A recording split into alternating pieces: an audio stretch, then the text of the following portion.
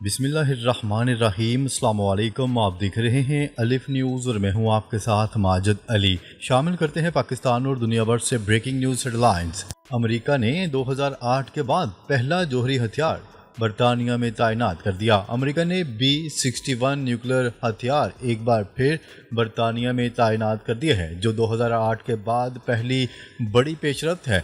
ये हथियार F-16, F-15 और F-35 और दीगर जंगी तैयारों से लॉन्च किए जा सकते हैं। इस इकदाम का मकसद वाज़ेह है, रूस पर मुमकिना एटमी हमले की तैयारी। यूरोप के कई ममालिक मुकम्मल तैयारी की हालत में हैं। ये कदम दुनिया को न्यूक्लियर जंग के दहाने पर ले आया है।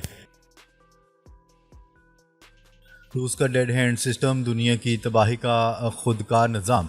रूस के पास डेड हैंड नामी खुदकार न्यूक्लियर हमला निज़ाम मौजूद है। अगर रूसी क़यादत ख़त्म हो जाए या राब्ता मुनक़ता हो जाए तो ये सिस्टम खुदकार हमला कर देता है। यह हमला अमेरिका, बरतानिया, यूरोप और दीगर नेटो ममालिक को निशाना बना सकता है। ये निज़ाम इंसानी मुदाखलत के बगैर काम करता है, यानी आर्डर ना भी आए तब भी हमला यकीनी है। दुनिया का सबसे ख़तरनाक न्यूक्लियर दफाई निज़ाम यही डूम्सडे मिशन कहलाता है। अमेरिका और नेटो रूसी मिलिट्री बेसिस को निशाना बनाने के मंसूबे पर। अमेरिका और नेटो रूस के न्यूक्लियर प्लेटफॉर्म्स और कमांड बंकर को हदफ बनाने का प्लान तैयार कर रहे हैं। उनका मकसद रूस के सेकंड स्ट्राइक की सलाहियत से महरूम करना है, लेकिन रूस पहले ही अपनी टारगेट्स की निशानदेही कर चुका है, बशमूल अमेरिका, जर्मनी, फ्रांस और पोलैंड। अगर हमला होता है तो रूसी मिसाइल बगैर कमांड के दागे जाएंगे। हमले की सूरत में दुनिया के कई बड़े शहरों को खतरनाक नताज का सामना करना पड़ सकता है। इसराइल पस मंज़र में असल खेल रशिया और चीन के खिलाफ। असल हदफ सिर्फ ईरान नहीं बल्कि रूस और चीन भी हैं, और पस मंज़र में इसराइल अहम किरदार अदा कर रहा है। मशरिक़ वस्ता में जंग के बहाने असल प्लान बड़ी ताकतों को उलझाना है। इसराइल का असल मुकाबला आने वाले दिनों में रूस और चीन से हो सकता है, जबकि दूसरी तरफ रूस ने ईरान के साथ मिलकर ड्रोन फैक्ट्रियां भी दिखाकर अमेरिका को वाज़ेह पैगाम दिया है। ये सिर्फ जंगी तैयारियां नहीं बल्कि आलमी ताकतों को वार्निंग है। रूस की जानिब से अमेरिका और डोनाल्ड ट्रंप को वाज़ेह पैगाम, जंग का आगाज़ हो चुका है। रूस ने अमेरिका के साथ सदर डोनाल्ड ट्रंप को मुखातब करते हुए ऐलान किया है कि ना वो इनकी जंग बंदी को तस्लीम करते हैं, ना ही इन्हें फैसला साजी का अख्तियार देते हैं। रूस ने पहली बार अपनी ड्रोन फैक्ट्री की वीडियो जारी करके कहा, हज़ारों ड्रोन तैयार हो चुके हैं, तुम्हारे खिलाफ इस्तेमाल होंगे। ये फैक्ट्री ईरान के ताउन से कायम की गई है और अब ड्रोन मकामी सतह पर तैयार किए जा रहे हैं। रूस का कहना है कि ये जंग बंदी नहीं, खुली जंग का पैगाम है। अब हम 700 नहीं 17,000 ड्रोन भेजेंगे।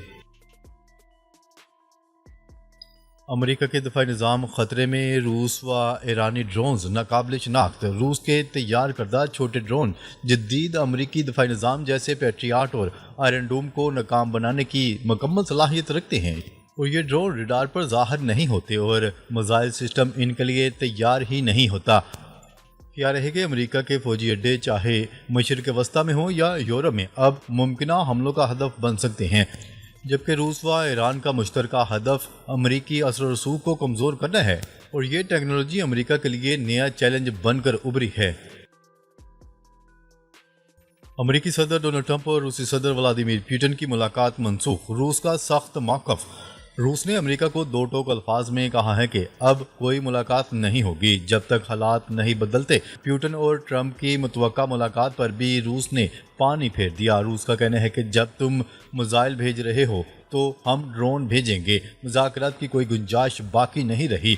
रूस और अमेरिका दोनों ने न्यूक्लियर वारहेड की पोजीशनिंग शुरू कर दी है। दुनिया एक संगीन न्यूक्लियर तसादम की दहलीज पर पहुंच चुकी है। रूसी सदर व्लादिमीर पुतिन की ईरानी सुप्रीम लीडर आयतुल्लाह ख़ामनेई के मशीर अली लारेजानी से मास्को में अहम मुलाकात। मास्को से क्रेमलिन के मुताबिक मुलाकात में मशरिक़ वस्ता की कशीदा सूरत हाल पर बातचीत हुई। सदर पुतिन और अली लारेजानी ने ईरान के जोहरी प्रोग्राम से मुतल्लिक मसाइल पर भी तबादला ख्याल किया। क्रेमलिन के मुताबिक सदर पुतिन ने खित्ते में इस्तेहकाम के लिए रूस के मौक़िफ़ का अदा किया। क्रेमलिन ने बताया है कि रूसी सदर व्लादिमीर पुतिन ने ईरानी जोहरी प्रोग्राम से मुतल्लिक मसाइल के सियासी हल पर जोर दिया है।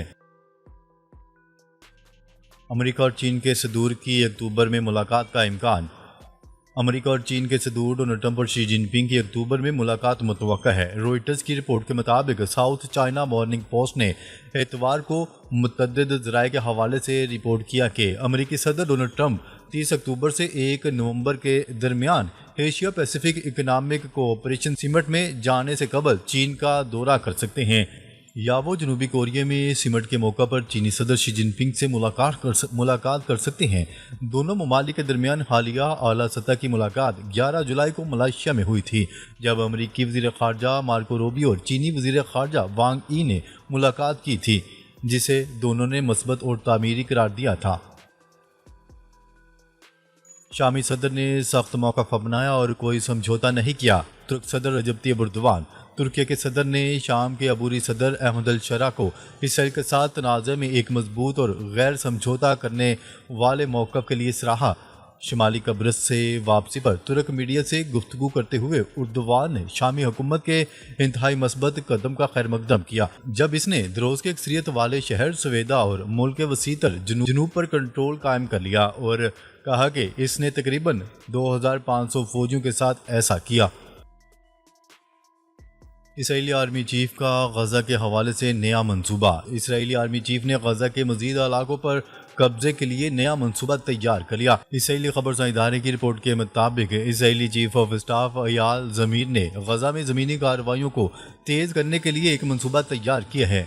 आउटलेट के हवाले से इजराइल ने इस तजवीज़ को गजा पर कब्जे का मंसूबा करार दिया है। रिपोर्ट करदा ब्लू प्रिंट को रफा में नेतन्याहू के मुतनाज़िया हरासती कैंप के मंसूबे के मुतबादल के तौर पर देखा गया, जिसकी अयाल ज़मीर मुबैना तौर पर मुखालफत करते हैं। बांग्लादेशी एयरफोर्स का तरबियती तैयारा ढाका में गिरकर तबाह, 19 अफराद हलाक। बांग्लादेश में एयरफोर्स का तरबियती तैयारा F7 गिरकर तबाह हो गया। हादसे में हलाकों की तादाद 19 हो गई। बांग्लादेशी हुकाम के मुताबिक झुलस कर जख्मी होने वाले 50 से जायद अफराद अस्पताल में हैं। हलाक व जख्मी होने वालों में बच्चे भी शामिल हैं। एयरफोर्स का तरबियती तैयारा आज दोपहर कॉलेज और स्कूल कैंपस पर गिरकर तबाह हुआ था। बांग्लादेशी अबूरी हुकूमत के सरबराह मोहम्मद यूनुस ने हादसे पर इजहार अफसोस करते हुए कहा है कि हादसे की वजह जानने के लिए तमाम जरूरी इकदाम किए जाएंगे। नेतन्याहू फूड पॉइजनिंग का शिकार हो गए, 3 दिन घर से काम करेंगे। इसराइली वज़ीर आज़म नेतन्याहू शदीद तबीयत खराबी के बायस हफ्तावार काबीना इजलास में शिरकत नहीं कर सके। इनके दफ्तर ने बताया है कि नेतन्याहू को फूड पॉइजनिंग हो गया है और वो आइंदा 3 दिन तक घर से सरकारी अमूर अंजाम देंगे। वज़ीर आज़म के दफ्तर के मुताबिक नेतन्याहू ने रात के वक्त तबीयत खराब होने की शिकायत की, जिस पर डॉक्टर ने इनके घर पर इनका मुआयना किया। डॉक्टर का बताना है कि इन्हें आंतों की सोजिश हुई है, जो ख़राब खाना खाने के बायस पैदा हुई। मज़ीद टेस्ट के बाद दफ्तरी वज़ीर आज़म ने बताया कि नेतन्याहू की हालत मुस्तहकम है, ताहम डिहाइड्रेशन के बायस इन्हें IV फ्लूइड्स दिए जा रहे हैं। गजा में खुराक के इंतज़ाम में खड़े 115 फ़लस्तीनी इसराइली हमले में शहीद। न्यूज़ रिपोर्ट के मुताबिक इसराइली फ़ौज ने शुमाली गजा में अक़वाम मुत्तहिदा की इमदादी ट्रकों के इंतज़ार में खड़े कम अज़ कम 115 फ़लस्तीनियों को शहीद कर दिया। गजा की वजारत सेहत के मुताबिक ये वाक़या इतवार को पेश आया और इसे हालिया हफ्तों के दौरान इमदाद के मुतलाशी शहरों पर किए गए ख़तरनाक तरीन हमलों में शुमार किया जा रहा है। वजारत सेहत के मुताबिक शुमाली गजा में इस हमले में दर्जनों अफराद ज़ख्मी भी हुए। इसके अलावा जनूबी गजा में इमदाद की एक और जगह पर 6 मजीद फ़लस्तीनी मारे गए। इतवार को मजमूई तौर पर 88 फ़लस्तीनी इसराइली बमबारी और फायरिंग में शहीद हुए। ईरान और 3 यूरोपीय ममालिक 25 जुलाई को इस्तंबुल में जोहरी मुज़ाकरात करेंगे।